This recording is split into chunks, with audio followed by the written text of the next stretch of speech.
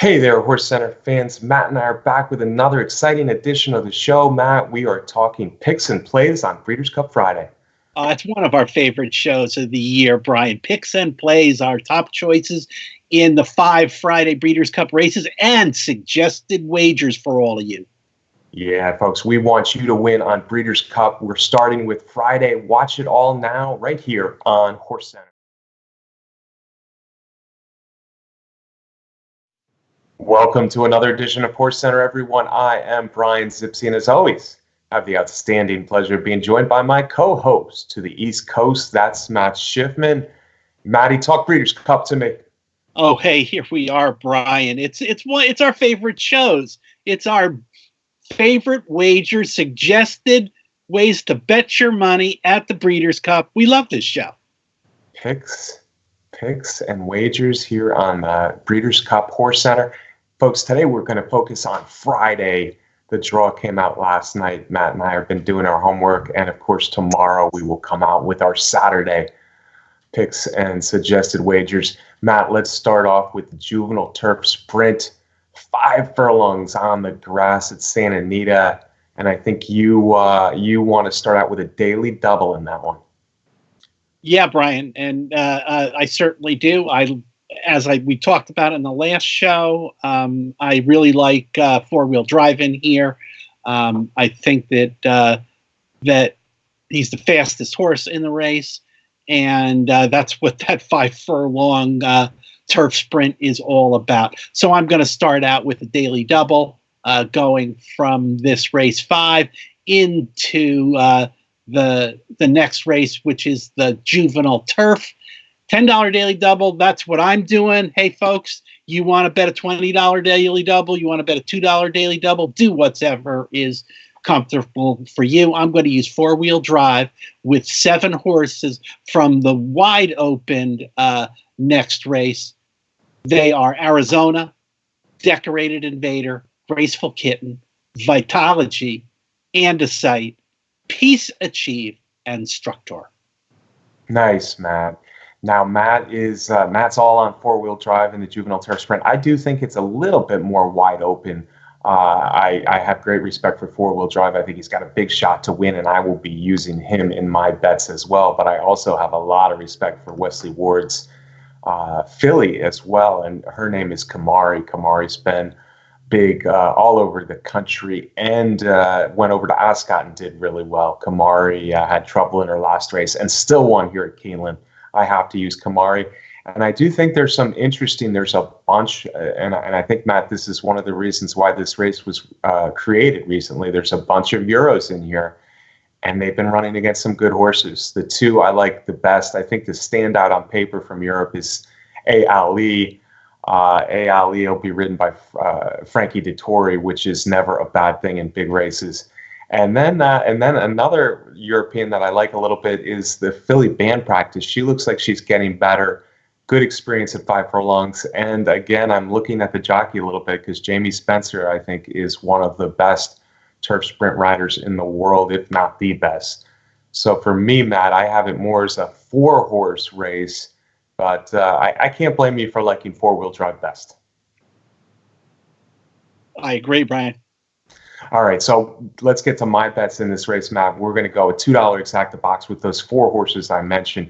And 2 of them will be the 2 favorites, but I think in this wide-open race, Matt, we're not going to see any low payouts. I will hope to get one of the longer ones in, but I'll be using four-wheel drive Kamari and those 2 Euros I mentioned, A Ali and Band Practice in a $2 exacta box. That'll cost you $24. And I'm going to bet a couple triples because I really do think that the Wesley Ward horses, one or not both, are very likely to be involved at the finish.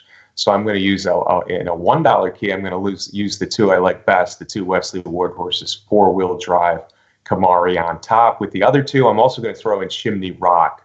So I'm going to have a 5 for second and 5 for third using four-wheel drive on top. Second and third with A Ali Band Practice and Chimney Rock. That'll cost you $24. And then if I can get one of those Euros to win, I'm going to do the same bet. This time just switch the win spots. I'm going to have A Ali and Band Practice on top. That'll be a 50-cent trifecta key. That'll only cost you $12. and you'll have four-wheel drive Kamari, Chimney Rock, as well as the 2-year-olds in the second and third spots as well. Matt, we're going to get down and dirty right away. You already talked about who you like best. I gave you my top 4 in this race. This starts off the pick 5. I wasn't ready to throw in a pick 5. I think there are a lot of wide open races, but God bless you. You went for a pick 5 in all 5 Breeders' Cup races on Friday.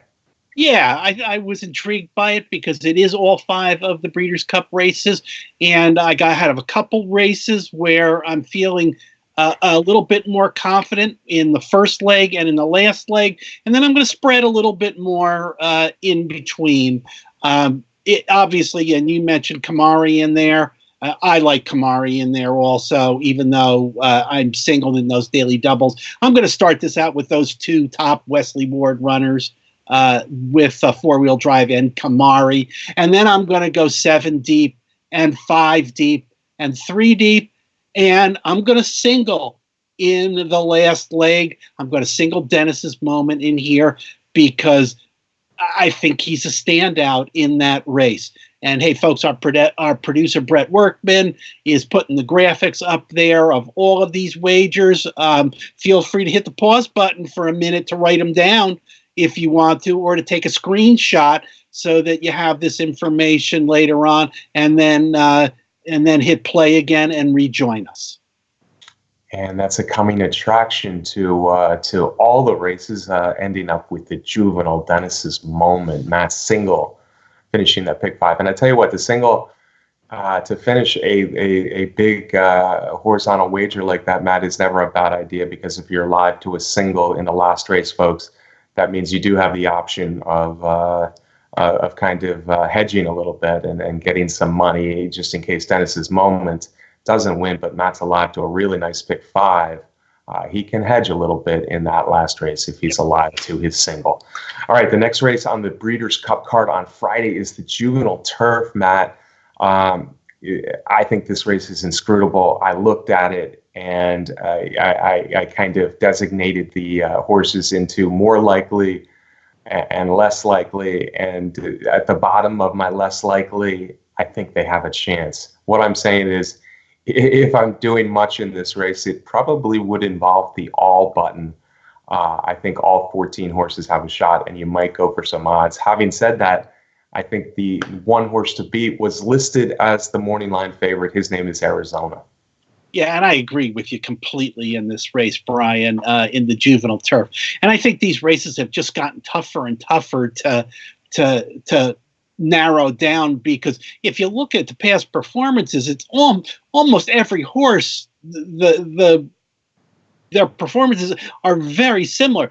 They got a nice maiden victory, then they've got another race in a stakes race. A lot of them have a second stakes victory in there. We're talking that most of them have 2 races, maybe 3 races, and that makes it very hard to differentiate the horses in here. And that's why in that pick 5 up there, I included 7 horses. Yeah. Matt, you also went for some trifectas in the Juvenile Turf as well.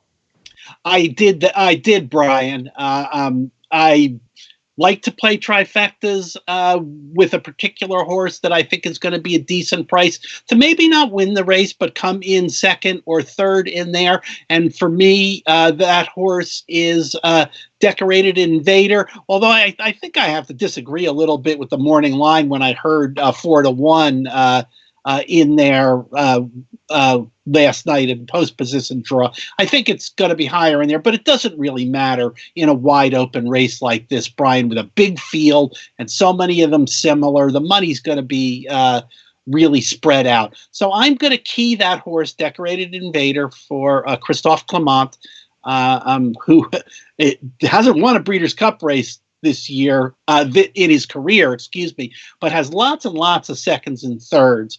I'm going to key that horse in second position and in third position with 6 other horses from the field. So I'm going to go 6 by 1, Decorated Invader, and I'm also going to go 6 by 1 by 6 in there, just for 50 cents. because I think we could get a good payoff in there, and that'd be $15 for each of those tickets. Yeah, Decorated Vader certainly is one of the ones that makes a lot of sense.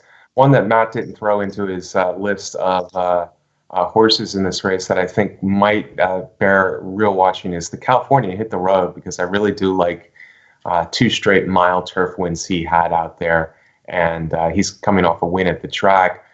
But I do think a lot of Matt's horses make sense, Decorated Vader included. Obviously, Arizona's run against the best 2-year-old turf horse in the world, and he probably has a little bit of class edge over the Americans. Structor has looked really good in his 2 races, and Chad Brown, of course, is always hard to beat. So good luck with those triples, Matt. It also starts a pick 3 for you. Yeah, and I'm going to do a pick 3, $1 pick 3 in here. That is going to be a 7 by 5 by 1 arrangement in there. I'm going to put 7 horses from that Juvenile Turf to start off the pick 3, and then I have 5 horses in the 7th race, and I'm going to end with the 8th race with a single of Selflessly. Selflessly in the Juvenile Fillies Turf as a single. So both of your multi-race wagers here, Matt, and in a single. Dennis's Moment makes a little bit more sense to me. Juvenile Fillies Turf, Selflessly, I like her, but boy, that's another tough race too. So good luck with that ticket. All right, Matt, the 3rd Breeders' Cup race on Friday is the Juvenile Fillies. We finally get to a dirt race here, and I think I have a little stronger opinion looking at her bets than you do in this race. You're kind of spreading, it looks like, the 4 favorites as well as Comical in your multi-race wagers in the Juvenile Fillies. I've really narrowed it down for me for the win to 2. And I just have a feeling that the East Coast horses are a little bit better than the West Coast horses this year in the Juvenile Filly division. I really like the race British Idiom ran when she won here at Keeneland, and Wicked Whisper has been sensational in 2 starts at New York. I really, I might do some tickets within the race where I use those 2 on top and 1-2, but I just have a feeling that one of the 2 is going to win the race. So for me, it made sense to start a pick 3 in here using those 2 horses, British Idiom and Wicked Whisper. I'm going to go 4 deep, as you can see, in the Juvenile Fillies Turf, although even with 4, I'm not super confident, but I have the 4 I like best in the Juvenile Fillies Turf. And then I will, on the $3 ticket, my big pick 3 $3 ticket, I'll be singling, much like Matt, Dennis's Moment, the horse I also like best in the Juvenile. That ticket, 2 by 4 by 1 for a $3 ticket, would cost me $24. And then I'm going to a smaller pick 3 using the same 2 in the Juvenile Fillies. Again, British Idiom and Wicked Whisper. I'm using the 4 in the Juvenile Fillies Turf. Real quick, those are Shaden, Daya from Europe, and Sharing and Selflessly, the one Matt liked from America. And then on this $1 ticket, I'm going to use Maxfield and Scabbard. 2 reasons there, just in case the pace collapses in the Juvenile a little bit. I think Maxfield is the 3rd choice. I think Scabbard is at best the 4th choice. So get some odds in there, just in case Dennis's Moment doesn't win the Juvenile. Matt, you have 5, but who do you really like best? Yeah, the Juvenile Fillies, I agree with you, Brian. I think that British Idiom and Wicked Whisper are the 2 best horses in the race. And so one of those 2, picking one, I'm going to go with Wicked Whisper as my top choice. Wicked Whisper, okay. She might have a tougher pace scenario in here, but boy, do I like the races she's run so far. So it should be an interesting race. Hopefully, Matt and I both get our multi-race wagers with British Idiom or Wicked Whisper. If not, Matt has 3 other chances in his multi-race wagers. All right, so we're going to go to the Juvenile Fillies Turf, Matt. And I know you liked Selflessly. You used her a bunch in your multi-race wagers already. She makes a lot of sense. She was kind of unlucky. She didn't break her maiden at Saratoga, and she came right back and won very nicely. The Miss Gorilla was a good win. So you like her best. You got some daily doubles going in the Juvenile Fillies Turf? I do. And of course, one of the reasons I like Selflessly so much is that Chad Brown has just dominated this race as of late. He's won the last 3. He's won 4 out of the last 5 in there, and this is a perfect example of one of those Chad Browns coming out selflessly, coming out of a win in the Miss Grillo Stakes. Yeah, I do. I got 3 $10 daily doubles in here. I'm going to use Selflessly, Cristal, and Sweet Melania with Dennis's Moment. 3 $10 doubles in there for $30. And you might be saying, hey, Matt, what is that going to pay? Because you're using the favorite Dennis's Moment in there. And my response to that is you'd be surprised what happens in the Breeders' Cup. I remember back to 2015, Brian, when we were at Keeneland, and American Pharaoh was a huge favorite in the Classic. And looking at the prices, I made some daily doubles from the race before the Turf with the Euro Found with American Pharaoh, and Found was only 6-1 in there. And you might think, whoa, that's going to be pretty chalky, but it turned out to be a $50 daily double in there. So things are a little bit different in the Breeders' Cup. Yeah, that's true, Matt. Good point. Of course, a lot of money was on Golden Horn, the horse that Found beat in that Breeders' Cup Turf, leading into American Pharaoh's big win in the Classic. And Matt and I are kind of in agreement here on Selflessly. He likes her best. I guess I do too. And I really like the morning line, 8-1. I was a little surprised by that morning line. Yeah, get 8-1 on Selflessly. That would be good. But I'm not quite as big on some of the other Americans. And I do see some talented Euros coming over with experience, and probably horses that will like the 1 mile trip. I mentioned them in my multi-race wager already. Shayden and Diane both look really good from Europe to me, so I want to use them. I'm going to throw in a little exacta box. Let's call it a $3 exacta box, and I'm going to use 4 horses. And I think any of these exactas will pay pretty well. Again, a pretty wide open race, lots of horses to bet. So I'm going to use Shayden and Daya from Europe. I'm going to use Selflessly, of course, from America. But I also like Sharing, who should have some odds from Grand Motion, double digits on the morning line. Really, really well-bred, really nice-looking filly who's getting better with each start. Of course, her Dan Share Interest won the Breeders' Cup Filly and Mare Turf years ago. So I kind of think she might be ready to show her true stuff here. So I'm going to use 4 horses in a $3 exacta box. That'll cost you $36, folks. And believe it or not, Matt, that is all of our bets on Friday, our suggested wagers here for Breeders' Cup Friday. But of course, we need to talk a little bit more about the 5th race. And Matt and I both led into this race a little bit with these multi-race wagers. We both like Dennis's Moment best, Matt, but he drew the rail and he was actually installed as the morning line favorite.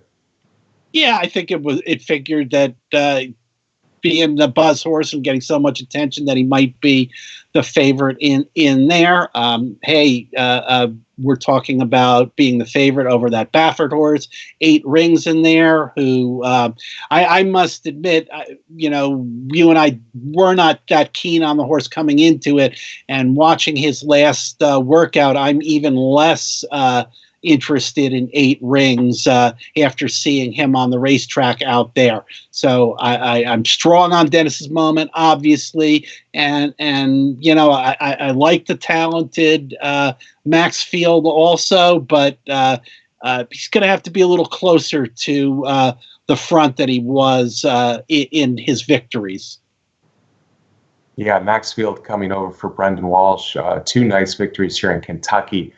He's actually my second pick, and he'll probably be the 3rd choice on the juvenile mat. But yeah, I kind of think 8 Rings still might be the favorite, the Bob Baffert factor, and he's coming off a couple of nice wins sandwiched around a mishap in his second race, much like Dennis's Moment's first race.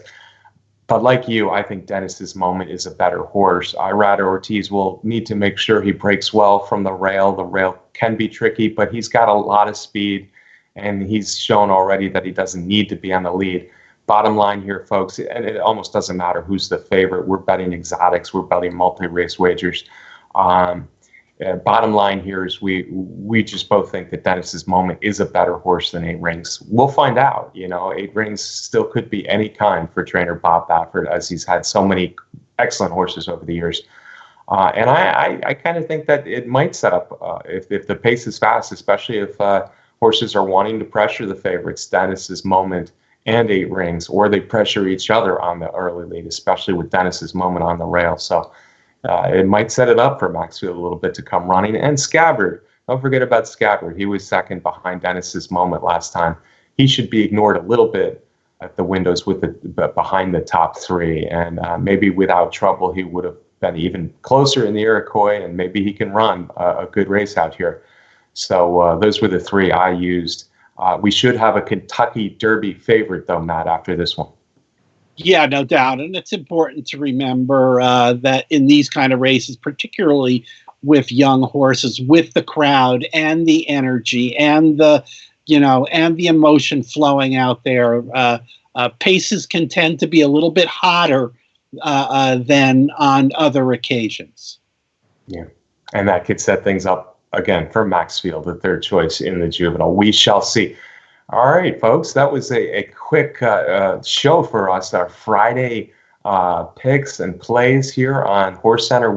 We truly hope that the information that we give, not only in how we're betting the races, but also analyzing the races a little bit, helps you win. That's Matt and I's goal, is to get winners for you here as you watch HorseCenter, and then you make some plays on the Breeders' Cup. Matt, can I get a parting shot from you, preferably concerning Breeders' Cup Friday, sir? Absolutely. And fans, it's just as important to look at the way we have our tickets structured and use that idea as our specific horses. You can certainly always add a horse or two to a trifecta, or take one out, and keep that same way of making the bets. And as always, Brian, we couldn't do the show without our producer, Brett.